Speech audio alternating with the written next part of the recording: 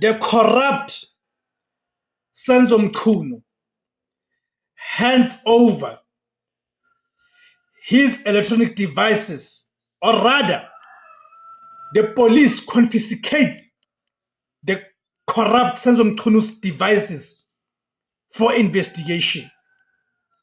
It is a breaking story. When South Africa's police minister, the corrupt Senzo Mchunu, was suspended, it was a move that shook the highest levels of government.